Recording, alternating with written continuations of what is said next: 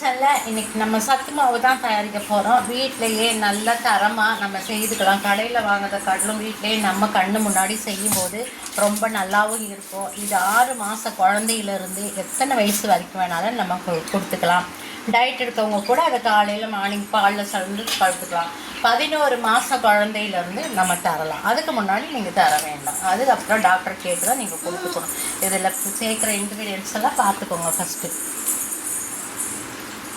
மஞ்சள், இது விராலி மஞ்சள். அதில் கொஞ்சோடு நான் எடுத்திருக்கேன், கொஞ்சமாக அளவாக எடுத்திருக்கேன். எதுக்காகனா நம்ம போடும்போது வயிற்றில் எது புண்ணுக்குன்னு எதுவும் இருந்தாலும் ஆறிப்போம், அந்த காரணத்தினால். சுக்கு கலந்துருக்கேன். சுக்கு எதுக்காக கொடுத்துட்டோன்னா இது ஜீரணிக்கிறதுக்காக. ஏன்னா நான் ஒரு வருஷம் 2 மாத குழந்தைக்கு தான் நான் வீட்டில் செய்கிறேன். அதனால் அவனுக்கு ஜீரணம் ஆகணுங்கிறதுக்காக நான் கொடுத்துருக்கேன். பெரியவங்களுக்கும் நம்ம கொடுத்துக்கலாம். பாதாம், முந்திரி, ஏலக்காய், வால்நட். இந்த வால்நட் நம்ம இவ்வளோ கொடுத்துருக்கோம். பாதாமோட அளவே தான் நம்ம வால்நட் கொடுக்குறோம். வால்நட் குழந்தைங்களுக்கு நல்ல ஞாபக சக்தி, நல்ல மெமரி பவர் எல்லாம் இருக்கும். அதனால் நீங்கள் குழந்தைங்களுக்கு முடிஞ்ச வரைக்கும் நீங்கள் வால்நட் கொடுங்க. வால்நட்டு கொடுத்துருக்கேன். அது இல்லாமல் வேர்க்கடலை கொடுத்துருக்கேன். வேர்க்கடலை நீங்கள் கொடுக்கும்போது பாலில் கலந்து இந்த பவுடரை நீங்கள் யூஸ் பண்ணக்கூடாது. பாலுக்கும் வேர்க்கடலைக்கும் செட் ஆகாது. நீங்கள் சுடுதண்ணியில் கலந்து குடிக்கிற மாதிரி இருந்தால் வேர்க்கடலை சேர்த்துக்கோங்க, இல்லைன்னா வேண்டாம். அது இல்லாமல் உளுத்தம்பருப்பு, பாசிப்பருப்பு, சிவப்பு அரிசி, சாமை, கோதுமை ரவை போட்டிருக்கேன். என்கிட்ட கோதுமை இல்லை. முழு கோதுமை இருந்தாலும் நீங்கள் வறுத்துட்டு அதோட சேர்த்துக்கலாம். கம்பு, கொள்ளு, ராகி, இதெல்லாம் தேவையானது தான் இந்த சத்து மாவு கஞ்சிக்கு வச்சுக்கலாம். பெரியவங்களா இருந்தால் உருண்டை ஒட்டி கூட நம்ம ஜீனியோ சர்க்கரை, நாட்டு சர்க்கரையோ கலந்து நம்ம சாப்பிட்டுக்கிடலாம். இப்போ நம்ம எப்படி பண்ணுறதுன்னு சொல்கிறேன். நீங்கள் எந்த அளவு கரண்டி எடுக்கிறீங்களோ, நான் குழந்தைங்கிறனால அதிகமாக செய்யலை, ஏன்னா அளவாக அப்பப்போ செய்துக்கிறாங்க. நீங்கள் இதெல்லாம் 250 கிராமில் கூட எல்லாமே 250 கிராம் போட்டு கூட நீங்கள் செய்து ஸ்டோர் பண்ணி வச்சுக்கலாம். 2 மாதம் 3 மாதம் நீங்கள் வச்சு யூஸ் பண்ணிக்கலாம். நான் சின்ன பையனாக இருக்கனால அது மாதிரி செய்யலாம். அதனால் நான் இந்த இன்க்ரீடியன்ஸ் எல்லாம் இந்த கரண்டி அளவில் தான் எடுக்கிறேன். இப்போ உதாரணத்துக்கு பாருங்கள், இந்த மாதிரி ஒரு நடக்கடலை எடுத்தேன்னா அதே மாதிரி இதெல்லாம் 10 கொடுத்துருக்கேன். ஏன்னா ஜீரணம் பண்ணணும் இல்லையா குழந்தை, இதனால் பாதாம் 10, முந்திரி 10 கொடுத்துருக்கேன். நீங்கள் அதிகமாக கூட சேர்த்துக்கலாம் பெரியவங்களா இருந்தால். இந்த அளவில் தான் நான் எல்லாமே எடுக்க போகிறேன். இந்த அளவு ரொம்ப முக்கியம், சரிங்களா? இதே அளவு தான் எடுக்கிறேன்.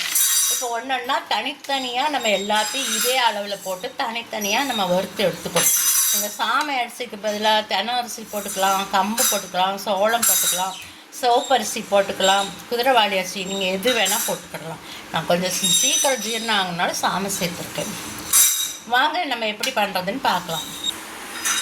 இப்போ நம்ம நல்லா ஒரு வானலை, நல்ல அடிகனமான வானலை நம்ம சூடு பண்ணுறோம். ஃபஸ்ட்டு நம்ம மஞ்சள் மட்டும் போட்டுக்கிறோம். ஏன்னா மஞ்சள் லைட்டாக வறுத்தா போதும். இதோட நம்ம சுப்பையும் கலந்துக்கலாம்.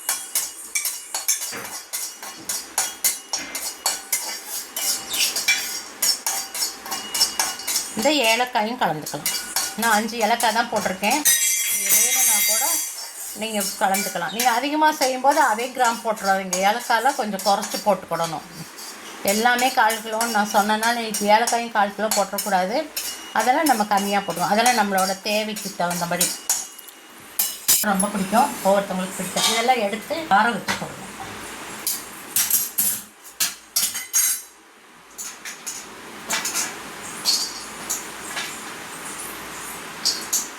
நம்ம இப்போ பாதாம், முந்திரி, வால்நட் இந்த 3ஐயும் நம்ம ஒன்றாவே வறுத்துக்கலாம். வறுக்கிற பொருள் எல்லாம் எதுவும் கருகிடக்கூடாது. கருகாமல் தான் நம்ம கொடுக்கணும். அதாவது இதெல்லாம் கிரைண்டரில் நம்ம மிக்சியில் போட்டு அடிக்கும்போது நமக்கு கொஞ்சம் பதத்து இருக்கும் இல்லையா, அதுக்காக தான் நம்ம சூடு பண்ணுறோம். நீங்கள் அதிகமாக இருந்துச்சுன்னா நீங்கள் மிஷினில் கொடுத்து அரைச்சிக்கோங்க. நான் கொஞ்சமாக இருக்கனால நான் மிக்சியிலே அடிச்சுட்டு அப்படியே சளிச்சு பவுடராக வச்சுக்குவேன். ஏன்னா ரொம்ப பிறுபிறுன்னு இருந்தால் குழந்தைனால சாப்பிட முடியாது. பெரியவங்களாக இருந்தாலும் அது திருதுன்னு இருந்ததுன்னா நமக்கு நாக்கில் தொண்டையிலலாம் ஒரு மாதிரி இருக்கும். அதனால் நீங்கள் மிஷினில் கொடுத்தா சளிக்க தேவையில்லை. நீங்கள் வீட்டில் மிக்சியில் போடுற மாதிரி இருந்தால் கண்டிப்பாக நீங்கள் சளிச்சு தான் யூஸ் பண்ணணும்.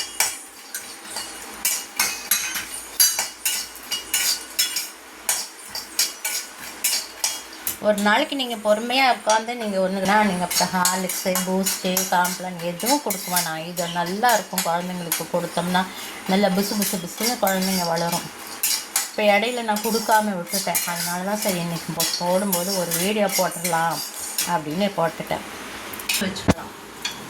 நான் சொன்னேன் பார்த்தீங்களா, அந்த அளவு பிரகாரம் இன்னொரு தலை தட்டி நம்ம உளுந்து போட்டோம்.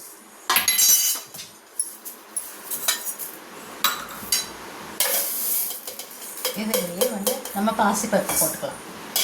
உளுந்து பாசிப்பருப்பு நம்ம ஒன்றா வந்து வறுத்துக்கிடலாம். நல்ல பொன்னிறமாக நம்ம வறுத்துக்கணும்.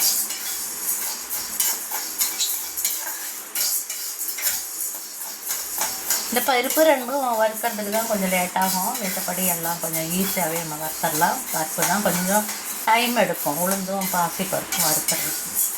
மற்றபடி ஒன்றும் இல்லை. ஆனால் இன்னும் கலர் சேஞ்ச் ஆகலை. நல்லா பாசிப்பருப்போட மனம் ரொம்ப நல்லா வருது. சாதாரணமாகவே குழந்தைங்களுக்கு துவரம்பருப்பு அதிகம் கொடுக்காதீங்க. துவரம்பருப்பு கொடுத்தா துவரம்பருப்பு ரொம்ப கேஸு. அதனால் நீங்கள் பெரியவங்க கூட நிறைய துவரம்பருப்பு சேர்த்துக்கூடாது.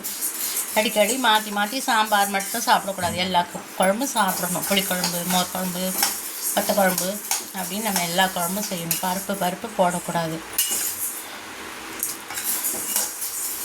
குழந்தைங்களுக்கு நீங்கள் பாசிப்பருப்பு கொடுங்க அதுக்கப்புறம் நீங்கள் பச்சை பயிர் கொடுக்க ஆரம்பிச்சிடலாம். ஒரு 2 வயசு ஆயிடுச்சுன்னா நீங்கள் பாசிப்பருப்பு ஸ்டாப் பண்ணி விட்டுட்டு பச்சை பயிர் கொடுத்தீங்கன்னா இன்னும் நல்ல ஹெல்த்து பிள்ளைங்களுக்கு. அது வந்து குளிர்ச்சியாகவும் இருக்கும் உடம்புக்கு.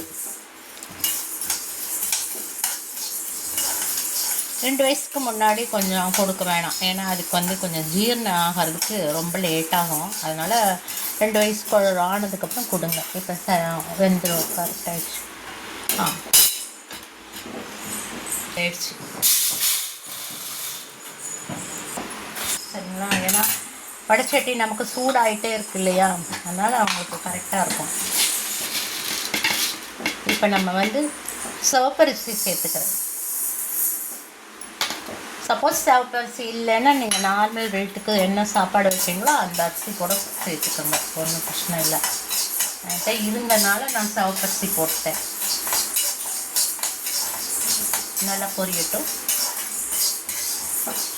நீங்கள் குழந்தைங்களுக்கு பாசிப்பருப்பும் சிவப்பரிசி மட்டும் கூட வறுத்து கஞ்சி கொடுங்க. அது கூட உடம்புக்கு நல்லது தான். நைட்டு நேரத்தில் குழந்தைங்களுக்கு நம்ம மித்ததெல்லாம் அவாய்ட் பண்ணிவிட்டு கஞ்சி கொடுத்தா ரொம்ப நல்லது. அதனால் குழந்தைங்களுக்கு ஜீரணிக்கணும் இல்லைங்களா? அதனால் கொடுங்க.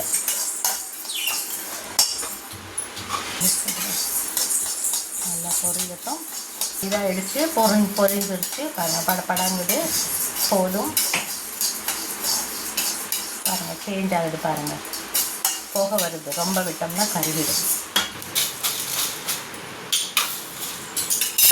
நடக்கடலை ஏதோ ஒன்று போட்டுக்கிடலாம்.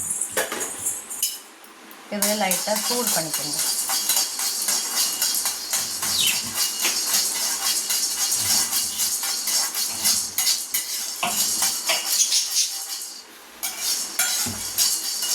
லைட்டாக சூடானால் போதும். ரொம்ப சூடு பண்ணிங்கன்னா எண்ணெய் வரும் அதிலேருந்து. நம்ம பொடியில் வந்து லைட்டாக சூடு பண்ணால் போதும். நம்ம கோதுமை ரவை சேர்த்துக்கிறேன்.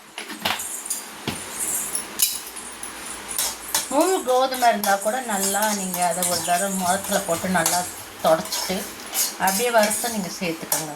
ஆனால் கோதுமை வந்து நல்லா பொரியிற மாதிரி வறுத்துக்கோங்க. இது ரவைங்கிறதுனால லைட்டாக எனக்கு சூடு ஏறினா போதும்.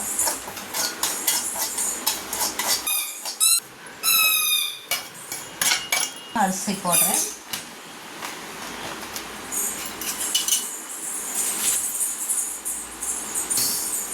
ஒரு கரண்டி. மொத்தமாக வந்து உங்களுக்கு இன்க்ரீடியன்ஸ் வந்து 14 இன்க்ரீடியன்ஸ் இருக்குதுல. நீங்கள் என்ன வேணும்னாலும் நீங்கள் இதில் வந்து கடலை பருப்பு, சுண்டல், கருப்பு சுண்டல், வெள்ளை சுண்டல் இல்லை, வெள்ளை சுண்டலில் சக்தியே கிடையாது. கருப்பு சுண்டல் தான் நல்லது உடம்புக்கு. அது தட்டைப்பயிறு, காராமணி, அதெல்லாம் பீன்ஸு எல்லாமே சேர்த்துக்கலாம். அதெல்லாம் கொஞ்சம் பெரியவங்களுக்கு தான் சேர்க்க முடியும். அது வேணாலும் அதில் எல்லாம் வந்து நீங்கள் இதே அளவு தான் எல்லாமே சேர்த்து செய்யுங்க.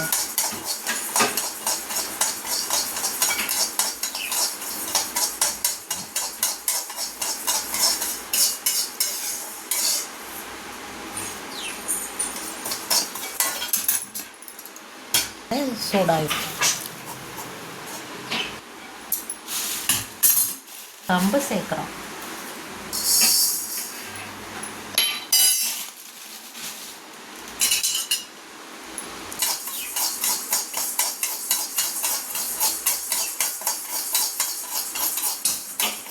கம்பு சூடாயிடுச்சு.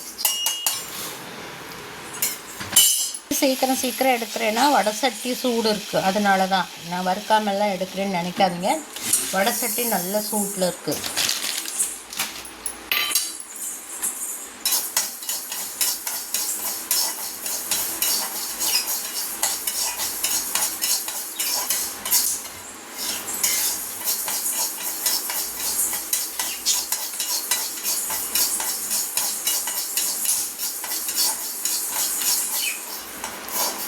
நமக்கு ஒன்று கொள்ளு மட்டும்தான் பாக்கி இருக்குது. மற்ற எல்லாமே நமக்கு ரெடி ஆகிடுச்சு. உங்களுக்கு இந்த கஞ்சி செய்யும்போது நீங்கள் வந்து குழந்தைங்களுக்கு கொடுக்கும்போது லைட்டான சால்ட்டு மட்டும் ஒரே ஒரு பிஞ்சு மட்டும் போடுங்க, சரியா? நீங்கள் வந்து அதுக்கு மேலே அது நாட்டு சர்க்கரைலாம் சேர்த்து கொடுக்க வேண்டாம். அதெல்லாம் சேர்த்து கொடுத்தீங்கன்னா குழந்தைங்க வந்து சாப்பிடும், நல்லாவே சாப்பிடும். ஆனால் அது ஹெல்த்துக்கு நல்லதில்லை. குழந்தைங்களுக்கு டாக்டர்ஸும் அதை வந்து ரெக்கமெண்ட் பண்ண மாட்டாங்க. நீங்களும் அப்படி கொடுக்காதீங்க.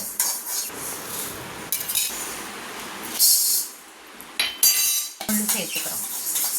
கொள்ளு நல்லா பொரிஞ்சதுக்கப்புறம் போட்டப்புறம் நல்லா இந்த பவுடர் வந்து இதெல்லாம் நல்லா ஆறணும். ஆறினதுக்கப்புறம் நல்லா மிக்சியில் உடைச்சி நல்லா சளிச்சு ஒரு பாட்டிலில் வந்து ஸ்டோர் பண்ணிக்கோங்க. தேவையானதை வெளியே வச்சுட்டு மிச்சமானதை நீங்கள் ஃப்ரிட்ஜில் ஸ்டோர் பண்ணி வச்சுக்கோங்க. ஒன்றும் செய்யாது. வெளியே வைக்க வேண்டாம். ஏன்னா நம்ம பாதாம், முந்திரி, வேர்க்கடலை அதெல்லாம் வந்து கொஞ்சம் ஆயில் சேர்ந்த மாதிரி இருக்கும் பவுடரில். அதனால் கெட்டு போக வாய்ப்புண்டு. அதனால் நீங்கள் வந்து அதை மட்டும் நீங்கள் இது பண்ணிடுங்க. ஆனால் கொள்ளை வந்து நல்லா பொரிக்கிற அளவுக்கு நம்ம வறுத்து விடணும். ஏன்னா அது ரொம்ப ஹார்டாக இருக்கும், அரைப்படாது. அதனால் நல்லா சிம்மில் வச்சுட்டு நல்லா வந்து பொரிகிற அளவுக்கு வறுத்துடணும். பொரிஞ்சிடும். ஆனால் சீக்கிரம் வேகிறது மட்டும்தான் ரொம்ப லேட் பண்ணோம். பொரிகிறதெல்லாம் சீக்கிரம் பொரிஞ்சிடும்.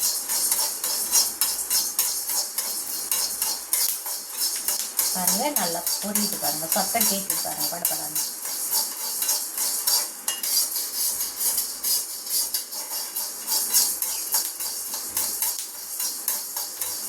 சிம்மில் வச்சுக்கோங்க, கருகிடும்.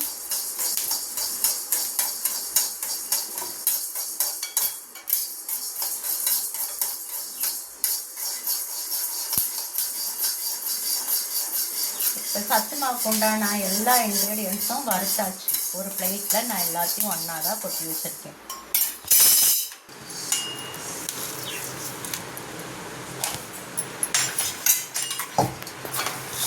இது ஃபுல்லாக நல்லா ஆறட்டும். உங்களுக்கு பவுடர் பண்ணும்போது நான் காமிக்கிறேன். ஆறுறதுக்கு டைம் வேணும் இல்லைங்களா, அதனால்.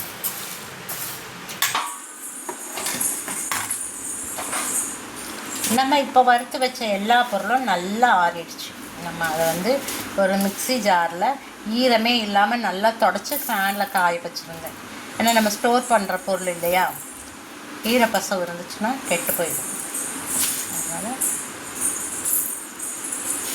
இதை ஒரு 4 முறை போட்டுக்கலாம்.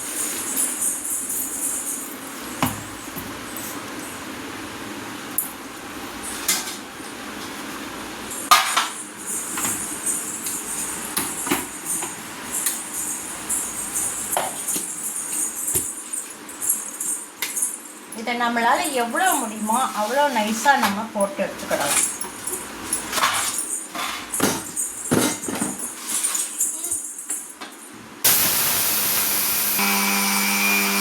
அதில் ஒன்றும் பிரச்சனை இல்லை. ஆனால் நல்லா நைஸாக வேணும். ஒரு 2 தரம் இப்படி இந்த மாதிரி எடுத்துட்டு நீங்கள் அரைச்சிக்கோங்க.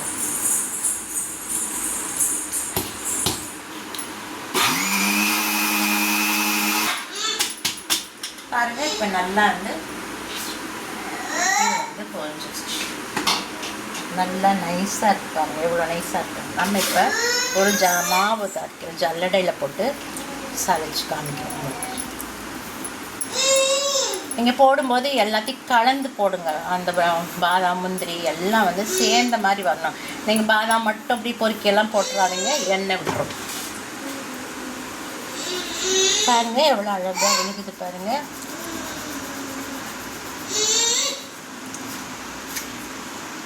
நல்லா சளிச்சு நல்லா வந்து கொஞ்சம் லேட்டாக தான் ஆகும் விழுறதுக்கு. நல்லா சளிச்சு நல்லா ஸ்டோர் பண்ணி வச்சுக்கோங்க. 2 மாதத்துக்கு மேலேயே நல்லா இருக்கும். ஆனால் கொஞ்சம் ஃப்ரிட்ஜில் ஸ்டோர் பண்ணுங்கள்.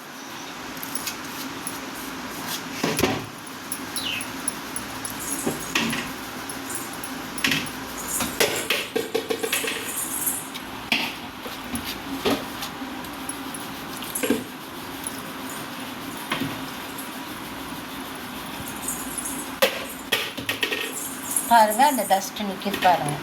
அது எதனால அப்படின்னா நம்ம ராகி கம்பு அதெல்லாம் போட்டிருக்கோம் இல்லையா, அதில் இருக்க மேல் இருக்க தோல் இருக்குது பார்த்தீங்களா, அதுதான் அந்த மாதிரி இருக்கிறது. அது குழந்தைக்கு கொடுக்குறனால நான் சளிச்சு கொடுக்குறேன். பெரியவங்களாக இருந்தால் அப்படியே எடுத்து ஸ்டோர் பண்ணிடுங்க, ஒன்றும் பிரச்சனை பண்ணாது.